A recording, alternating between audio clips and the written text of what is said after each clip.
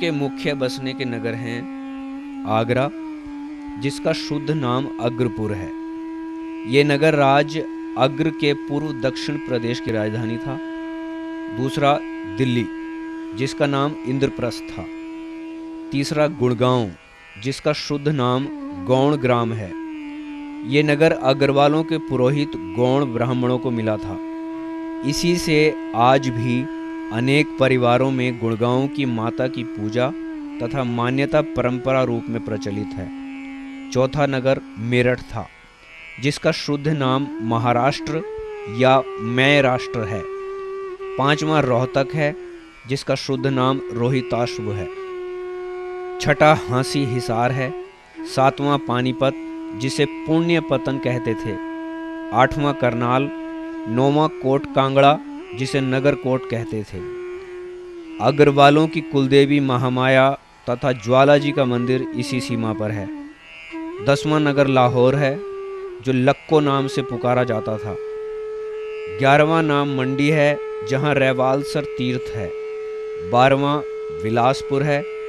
इसी नगर की सीमा में नैना देवी का मंदिर है। 13वां गढ़वाल। 14वां जिंदसपीदम। 15वां नाभा। 16वां नारनौल है, जो नारिनवल के नाम से जाना जाता था। उपर्युक्त सभी नगर अग्रनगर अर्थात अग्रोहा की राजधानी के अंतर्गत आते थे। आगरा तथा अग्रोहा, ये दोनों नगर राजा अग्रसेन के नाम से प्रसिद्ध हुए। 1888 में एक अंग्रेज यहाँ अग्रोहा के टीले पर आया। पूरे क्षेत्र में घूमते हुए अग्रोहा के टीले पर आया तो इतना बड़ा टीला देख करके वो दंग रह गया। उसने सोचा पता नहीं ये किसका टीला है। C.T. राजर्स नाम था अंग्रेज का। तो उसने फिर इसकी 1938 में खुदाई करवाई। महाराजा अग्रसेन का इतिहास के काफ़ी प्रमाण उसमें इकट्ठे हुए। उसके बाद से अग्रवालों के भी कुछ समझ में बात आई कि हमारा इतिहास जो भाट लोग शुरू से कहते आ रहे हैं वो ये सही है। और यहाँ फिर सेठ जमनालाल जी बजाज सबसे पहले इधर आए। उन्होंने ये संकल्प लिया कि अग्रोहा को फिर से बसाऊंगा। महाराजा अग्रसेन पहले वैश्य थे, जिन्हें वैश्य होते हुए भी महाराजा की पदवी से विभूषित किया गया तथा क्षत्रिय राजाओं के समान छत्र चंवर रखने की अनुमति दी गई। उन्होंने ये प्रमाणित किया कि वर्ण और धर्म की अपेक्षा कर्म ही मनुष्य के जीवन में महत्वपूर्ण होता है। इसलिए वे जन्मया वैश्य होते हुए भी कर्मणा क्षत्रिय बन गए थे। प्राचीन काल में जबकि राजा की पदवी का अधिकार केवल क्षत्रिय को ही हो सकता था, इसी कारण वैश्य होते हुए भी महाराजा अग्रसेन को क्षत्रिय समझने की भ्रांति हो जाती है।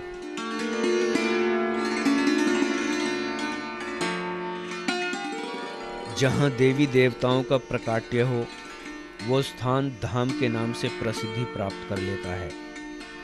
अग्रोहा सती साध्वियों की पवित्र स्थली तो है ही, इसके साथ ही कुलदेवी महालक्ष्मी की प्रकाट्य स्थली भी है।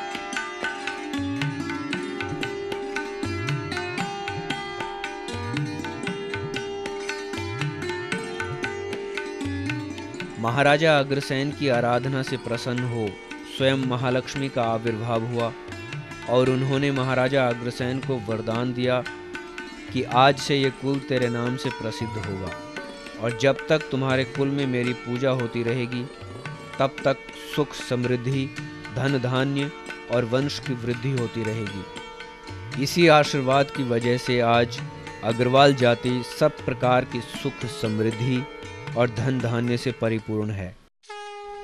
अग्रवालों को वरदान प्राप्त है कि जब तक उनके कुल में लक्ष्मी की पूजा होती रहेगी तब तक उनके यहाँ सुख समृद्धि की कोई कमी नहीं होगी। इसीलिए माँ कुलदेवी का ये मंदिर बहुत ही भव्य बनाया गया है। मंदिर में माँ लक्ष्मी की अभय मुद्रा में सुंदर प्रतिमा सुशोभित है। मंदिर का गुंबद 180 फुट ऊंचा है, जिस पर स्वर्ण मंडित कलश स्थित है। मंदिर के आगे रिद्धि सिद्धि की प्रतिमाएं हैं और अखंड ज्योति निरंतर प्रज्वलित रहती है। विद्यादायिनी सरस्वती मंदिर। कुलदेवी माँ लक्ष्मी के बाईं ओर ये मंदिर बना है। इसमें विद्यादायिनी माँ सरस्वती की दुग्ध धवल भव्य प्रतिमा सुशोभित है। मंदिर के चारों ओर मार्बल का कार्य किया गया है। ये मंदिर अग्रवाल समाज की धन के साथ ज्ञान की साधना का प्रतीक है।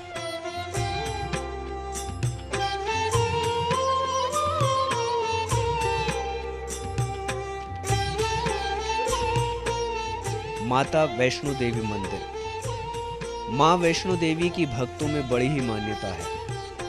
अग्रोहा में कुलदेवी महालक्ष्मी मंदिर के ऊपर गुफाओं का निर्माण कर उसमें माँ वैष्णो देवी की पिंडी स्थापित की गई है, जो श्रद्धा भक्ति भाव से आपूरित भक्तजनों की कामनाओं को पूर्ण करने वाली है। मंदिर अत्यंत ही भव्य है। यहाँ आने वाले दर्शनार्थियों का लगातार तांता लगा रहता है। मंदिर के बाहर का दृश्य बहुत ही सुंदर है। गुंबद के बिल्कुल पास में ही भगवान कृष्ण अपने पार्थ अर्जुन को गीता का उपदेश देते हुए नजर आते हैं।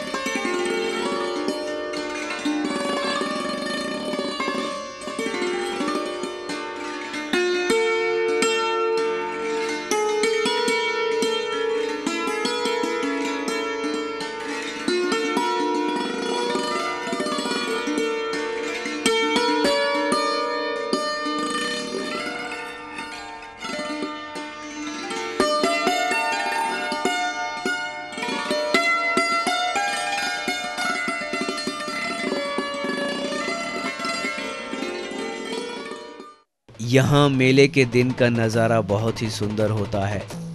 चारों तरफ चहल पहल होती है, खान पान की सुविधाएं होती हैं। यहाँ लोग अपने परिवार के साथ आते हैं और माँ लक्ष्मी के चरणों में शीश नवाकर आशीर्वाद प्राप्त करते हैं।